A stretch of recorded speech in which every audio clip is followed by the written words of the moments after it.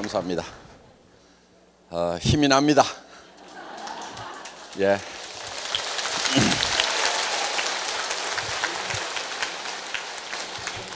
자, 우리 회사에 사운이 있죠? 영혼을 소중히 여기며.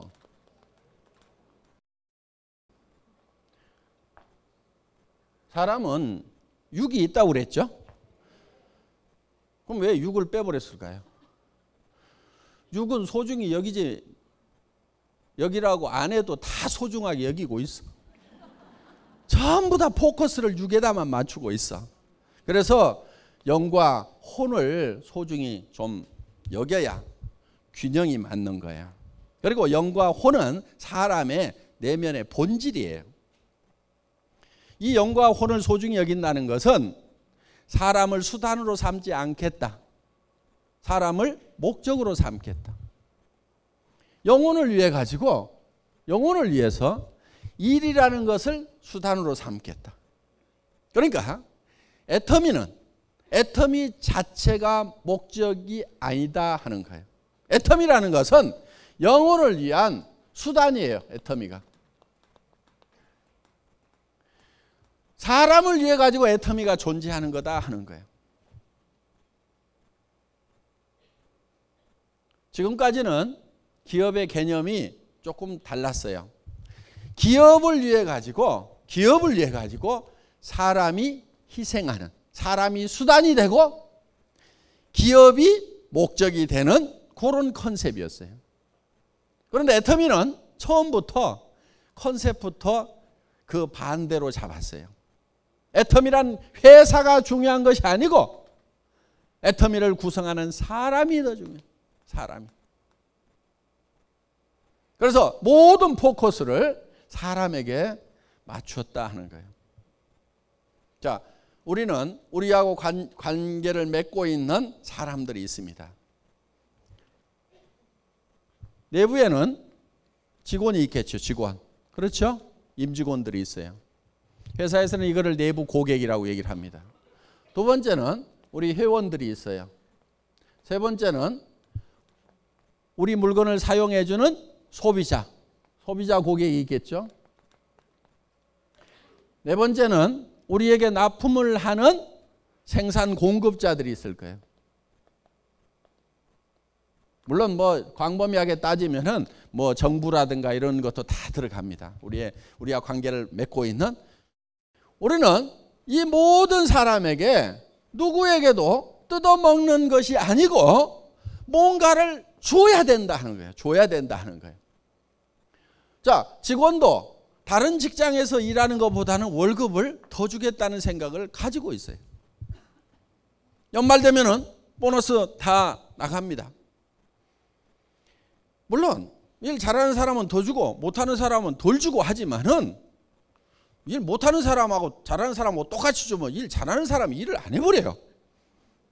그러니까 일 잘하는 사람은 더 주고 못하는 사람은 조금 덜 주고 하지만은 일단 직원들도 최대한 다른 회사보다는 많이 주려고 노력을 한다 하는 거예요. 그 대신에 5사람 10사람이 해야 될 일을 혼자 해라 이거예요. 그리고 밤늦게까지 하라는 것이 아니고 근무 시간이 길어야 된다는 것이 아니고 효율적으로 하라 이거예요. 머리를 써가지고. 그래서 일을 빨리 끝내는데 다른 사람 10사람 하는 일을 빨리 끝내버려라. 그래서 일을 없애버려라. 그래서 그런 방향으로 애터미는 가고 있어요. 그 다음에 회원들에 대해서도 여러분들이 사업을 하면은 여러분들이 필요한 물건 마트나 TV 홈쇼핑이나 인터넷 쇼핑몰에서 사던 거 그대로 사라 이거예요. 손해난 거 있어요 없어요? 없죠. 싸고 좋으니까 손해난 거 없죠. 어차피 사야 될 거를 구매처만 애터미로 바꿨단 말이에요. 자, 바꾸고 여러분이 손해난 게 없으니까 이웃 사람들, 친지들한테, 친구들한테 너도 그렇게 하라고 했어. 그러면은 이 소비자가 손해를 봐요 안 봐요? 안 보죠. 그거를 여러분들이 먼저 확인하라 이거예요. 내가 소비자한테 얘기를 했을 때 손해가 날 건지 안 날 건지는 여러분이 소비자가 돼가지고 이 물건을 쓴다고 하면은 내가 사업을 안 하더라도 이 물건을 쓸 건지를 가지고 검증을 해보면 된다 이거예요. 그 판단 능력이 있어요 없어요? 있잖아요. 그거를 판단을 하고 나면은 확신을 가지고 신념을 가지고 밀어붙이라 이거예요. 소비자에게도 우리는 뭔가를 나눠준다 이거예요. 자, 그 다음에 생산 공급자에게도 우리는 뜯어먹질 않아요. 우리하고 애터미하고 거래해가지고 망했다는 회사 없어요. 다 잘 돼요. 그래서 생산 공급자도 공생을 할 수 있도록 우리는 하고 있어요. 점점 잘 되잖아요. 뭔가를 많이 부쳐먹어서 잘 되는 것이 아니고 적정한 이윤을 보면서 많은 사람들. 그러면은 이 생산 공급자도 또 채용하는 그 식구들이 있는 거예요. 그러면 그 직원들이 또 월급을 받으면 또 그 직원들이 이제 생활비로 쓰면은 그 동네 사람들도 또 장사하는 사람들도 먹고 산다 이거예요. 이런 것이 후방 효과라는 거예요. 후방 효과. 이 뒤에서 뭔가 우리에게 지원을 하고 있는데 그 사람들에게도 혜택이 가는 거예요. 애터미로부터. 그리고 그 직원들의 가족들이 그 돈을 쓰게 되면 그 주변에 있는 사람들이 또 먹고 사는 소위 성수 효과, 고박이의 효과가 나오도록 되어 있다 하는 거예요. 자, 우리는 정부에 일 열심히 해서 세금 잘 내고 있습니다. 나라가 튼튼해야 됩니다. 그래서 전부 다 우리는 뭔가를 보태주고 있다 이거예요. 보태주고 있다 이거예요. 절대로 어느 부분에서도 뜯어먹는 일이 있으면 안 됩니다. 그 대신에 이거는 분배를 균형 잡히게 해야 된다 하는 거예요. 그래서 우리 창업 이념 중에 생존 속도 균형이란 말이 들어간 거예요. 분배에 관한 개념이에요.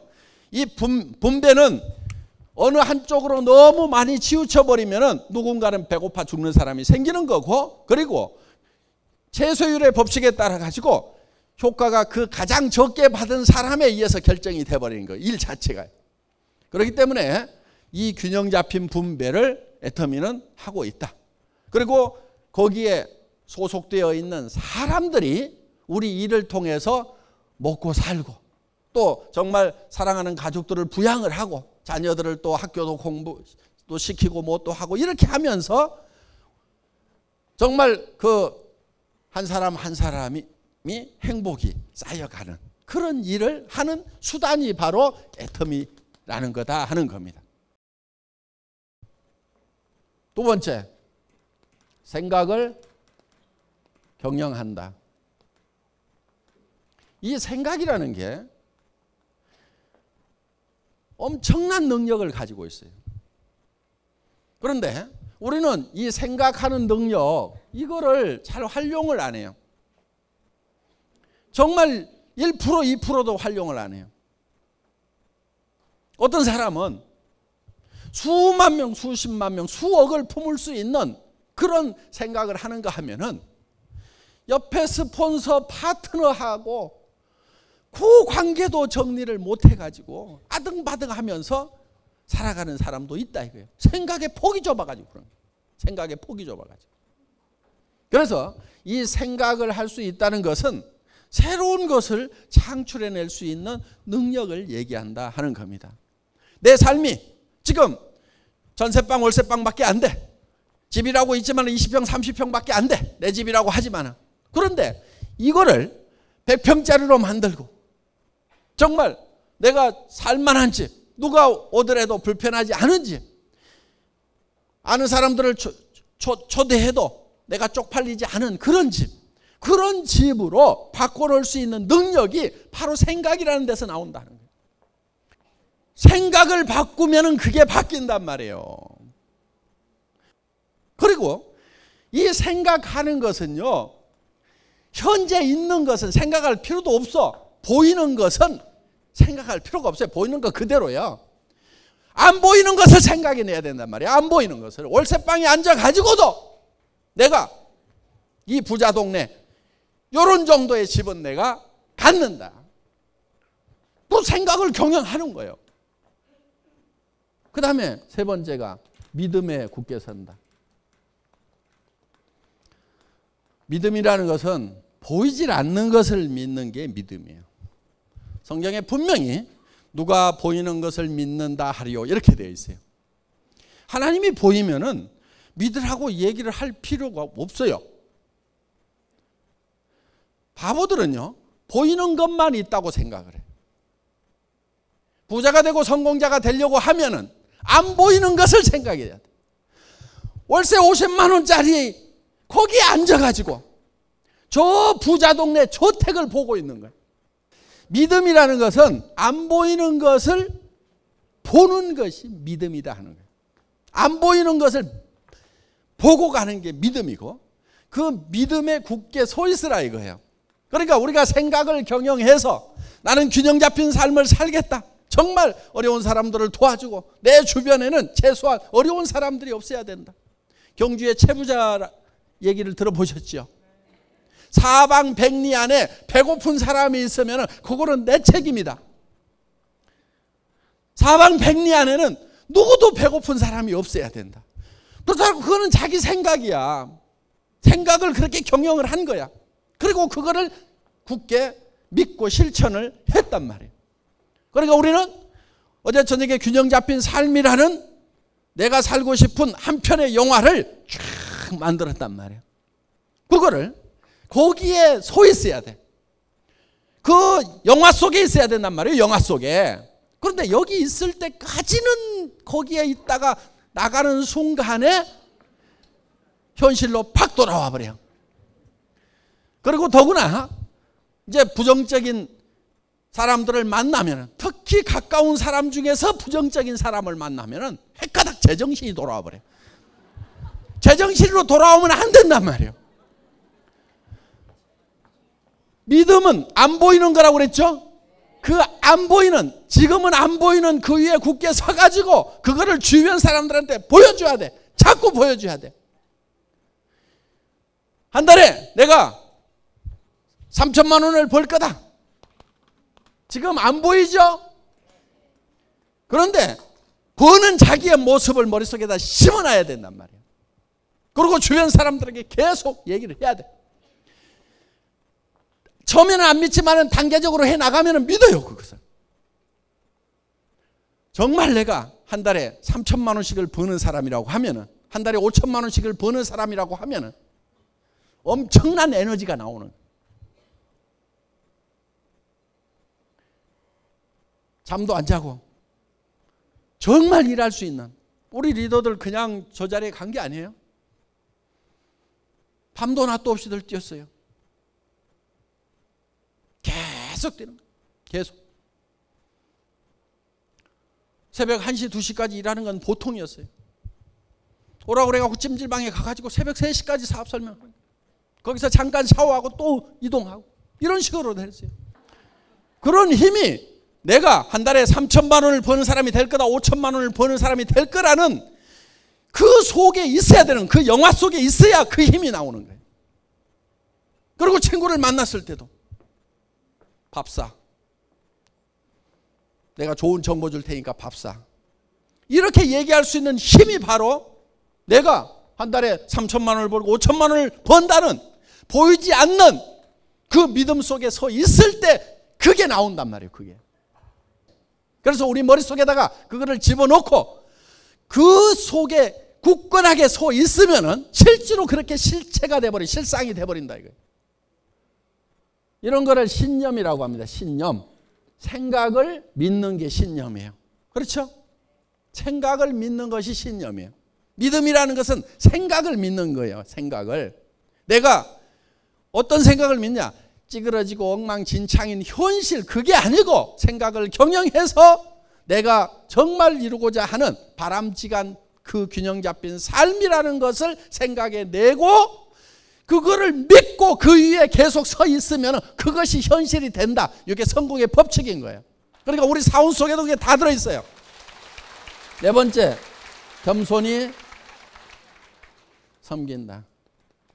이거는 우리의 행동 양식이라고 생각을 하시면 돼요. 우리가 어떻게 행할 거냐 하는 거예요. 생각은 저 위에 있지만은 우리의 자세는, 허리는 한없이 낮아져야 되는 거예요. 정말 주변 사람들을 소중하게 여기고 전부 무시하고 깔보는 것이 아니고 한 사람 한 사람을 소중하게 여기고, 그리고 우리의 자세는 한없이 낮아져야 되는 거예요. 한없이 낮아지는 만큼 높이 올라갈 수 있어요. 마치 용수초를 많이 누르면 더 많이 튀어오를 수 있듯이 우리는 낮아지는 만큼 높이 올라갈 수가 있다. 오만하면 안 돼요. 겸손하게 되면은요, 남의 잘못하는 것을 잘 받아들이고 용서할 수 있는 마음이 되는 거예요. 손해를 볼 줄 아는 마음이 되는 거예요. 여러분, 손해를 볼 줄 아셔야 돼요. 손해를 볼 줄 알아야 속이 안 상해요.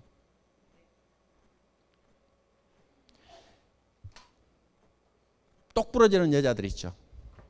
나는 절대 손해 안 보거든. 이것들이 나를 뭘로 알고? 응? 이런 사람들 있죠. 되게 악한 사람들이에요. 손해를 잘 보는 사람이 착한 사람들인 거예요. 그러니까 여러분들이 악한 사람이 될 건가 선한 사람이 될 것인가 하는 것은 내가 손해를 잘 보는 사람이 되겠다, 이렇게 작심을 하면은 착한 사람이 될 수가 있어요. 절대 손해 안 보거든.